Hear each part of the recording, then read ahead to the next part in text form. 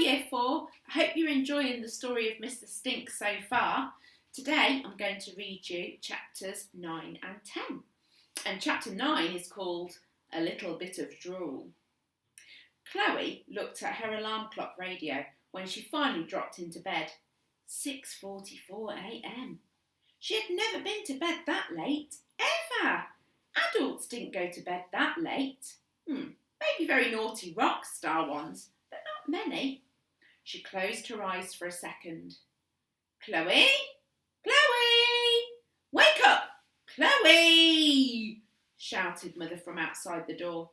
She knocked on the door 3 times, then paused and knocked one more time, which was especially annoying as Chloe hadn't expected her to. She looked at the alarm clock radio thing again. 6:45 a.m.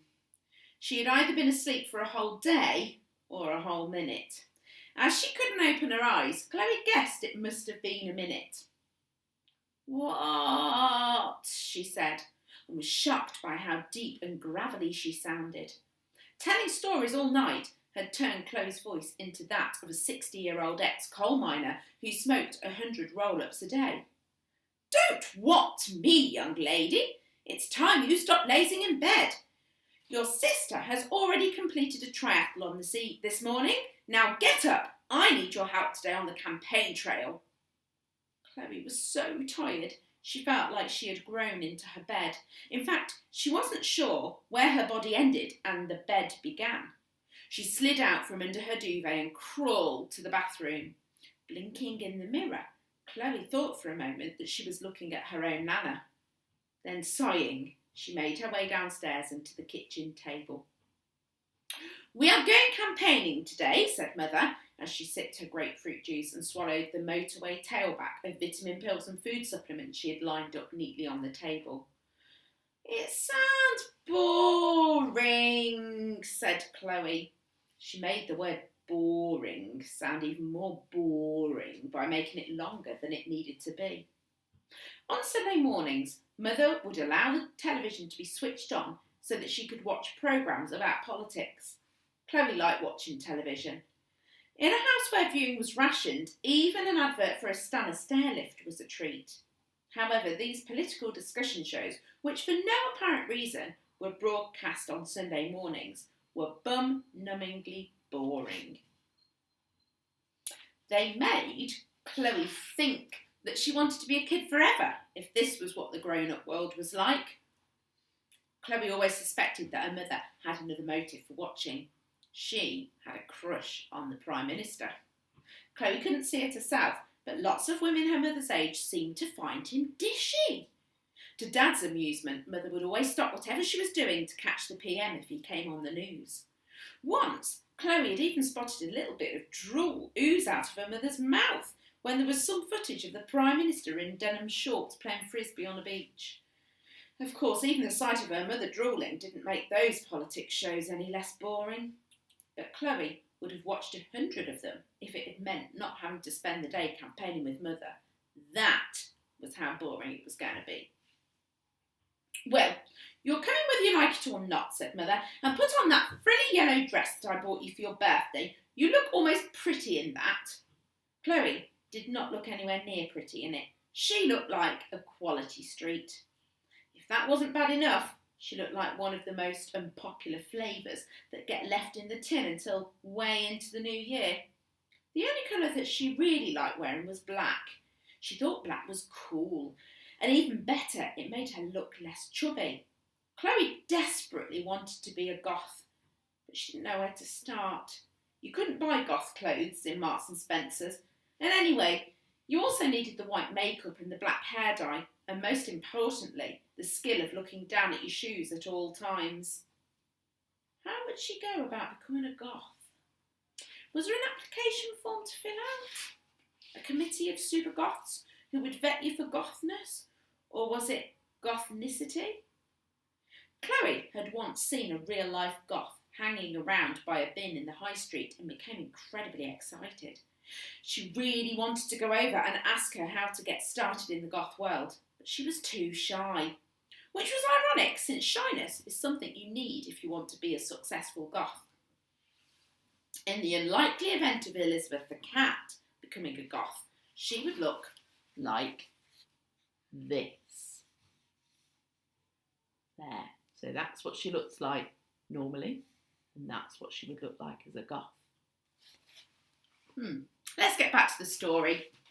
It's cold outside, Chloe, said Mother, when Chloe came downstairs in the horrible Quality Street dress. You'll need a coat. How about that tangerine-coloured coat your grandmother made you last Christmas? Chloe reached into the room under the stairs. This was where everyone in the family kept their coats and Wellington boots. She heard a rustle in the darkness. Had Elizabeth the cat got shut in there by mistake? Or had Mr. Stink moved indoors? She switched on the light. Peeking out from behind the bottom of an old fur coat was a frightened face. Dad? Shh! What are you hiding in here for? Chloe whispered. You're meant to be at work. No, I'm not. I lost my job at the factory, said Dad sorrowfully. What? A whole load of us got made redundant 2 weeks ago. No one is buying new cars right now. It's a recession, I suppose. Yes, but why are you hiding? I'm too frightened to tell your mother. She'll divorce me if she finds out. Please, I beg you, don't tell her. I'm sure she... not... Please, Chloe. I'll sort all of this out soon. It's not going to be easy, but I'll get another job if I can. He leaned forward so that the hem of the fur coat was draped over his head, the thick fur looking like a mess of curly hair. So that's what you look like with hair, Chloe whispered. What? It was definitely Dad on that CD cover. With the fur over his head, he looked just like he did in the photo, with that astonishing perm. If you need a job, you could always go back to playing guitar with the Serpents of Doom, said Chloe. Dad looked startled. Who told you I was in a band? I saw your CD and I asked Mother, but she... Shh, said Dad. Keep it down. Wait, where did you see this CD? I was looking for my old hamster cage in the shed, and it was in a box with a load of old junk. There was a burnt guitar with it. Dad opened his mouth to say something, but just at that moment a door slammed upstairs. Come along, Chloe, boomed Mother. Promise you won't say anything about me losing my job, whispered Dad. I promise. Chloe shut the door, leaving her dad on all fours in the darkness. Now she had 2 fully grown men hiding around the house. What's next, she thought. Am I going to find Grandad in the tumble dryer? Chapter 10. Slightly Chewed. Being on the political campaign trail meant Chloe knocking on what seemed like everyone's front door in the town, and Mother asking people if she could rely on their vote. Those who said they were going to vote for Mother were instantly rewarded with a big smile and an even bigger sticker to put in their window, proclaiming, "Vote Crumb." Those who said they weren't voting for her were going to miss an awful lot of daytime telly. Mother was the kind of person who wouldn't give up without a fight. They passed the newsagent's shop. I wonder if Raj would put up one of my posters up in his window, said Mother, as she strode towards the store. Chloe clumped behind in her uncomfortable Sunday best shoes, struggling to keep up. Her mind had been elsewhere all day. Now she was carrying around 2 hot air balloon-sized secrets in her head. Mr. Stink hiding in the garden shed, and her dad hiding in the cupboard under the stairs. Ah, my 2 favourite customers, exclaimed Raj as they entered the shop. The beautiful Mrs. Crumb and her charming daughter Chloe. It's Croom, corrected Mother. So, Raj, can I rely on your vote? Are you on the X Factor? Said Raj excitedly.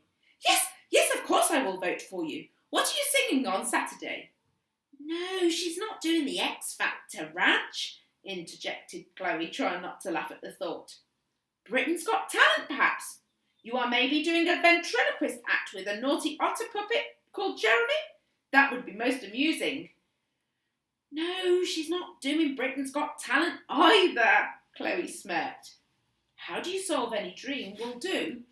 Or I'd do anything. or whatever it's called with Graham Thingy. It's the election, Raj, interrupted Mother. You know, the local election. I'm standing to be your local MP. And when is this election thing happening? Next Friday. I can't believe you missed it. It's all over these newspapers, Raj. Mother gestured at the piles and piles of newspapers in the shop.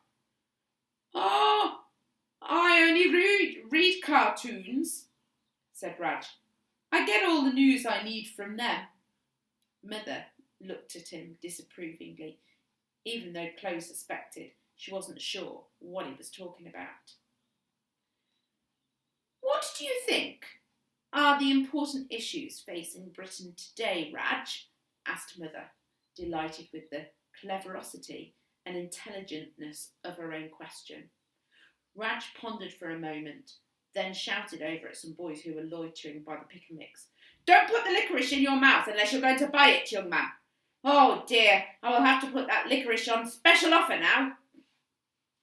Raj grabbed a pen and a piece of card. He wrote, slightly chewed, and put it on the licorice box. Sorry, what was the question again? Note to self, thought Chloe, never buy licorice from this shop again. Now where was I, said Mother to Raj. Ah, yes. What do you think are the most important issues affecting Britain today, Raj? Chimed in Raj. Oh, I didn't need to say Raj. I am Raj. Well, I think it would be a great advance if Cadbury's cream eggs were available not just at Easter, but all year round. They are one of my most popular items. I also strongly believe that Quavers should diversify from cheese flavours to incorporate Asian chicken and lamb Rogan Josh varieties. And most importantly, I know this may be controversial, but I think that coffee revels should be banned as they spoil an otherwise wonderfully enjoyable confectionery. There, I've said it. Right, said Mother. And if you promise to change the government policies on those issues, you can rely on my vote, Mrs. Crumb. Mother had a mixed response to her campaigning so far and was eager to secure this potentially crucial vote. Yes, I will certainly try, Raj, she said. Thank you so much, said Raj. Please help yourself to something from the shop. No, I couldn't possibly, Raj. Please, Mrs. Crumb, have a nice box of Terry's All Gold. I've only taken out the caramel squares. They are delicious. And perhaps Chloe would like this finger of fudge. It's a bit squashed as my wife sat on it, but it's perfectly fine to eat. We couldn't possibly accept these kind gifts, Raj, said Mother. Well, why not buy them then? 1 box of Terry's All Gold, £4.29, and a finger of fudge, 20p. That's £4.49. Let's call it £4.50. Easier if I just take £5. Thank you so much. Chloe and Mother exited the shop, holding their confectionery. Mother held her partially eaten box of chocolates with barely disguised disdain. Now don't forget, Raj, the election is next Friday, said Mother as she opened the door. Oh, I can't do next Friday, Mrs. Crumb. I have to stay here, as I am expecting a large shipment of Smarties. But good luck to you. Oh, thank you, replied Mother, looking crestfallen. Mrs. Crumb, said Raj, may I interest you in something incredibly special that will certainly become something of a family heirloom to be passed down through the generations. Something your grandchildren will one day take proudly to have valued on the Antiques Roadshow. Yes, said Mother expectantly. It's a Teenage Mutant Ninja Turtles stationery set. And that's the end of the chapters for today. Enjoy the rest of your day.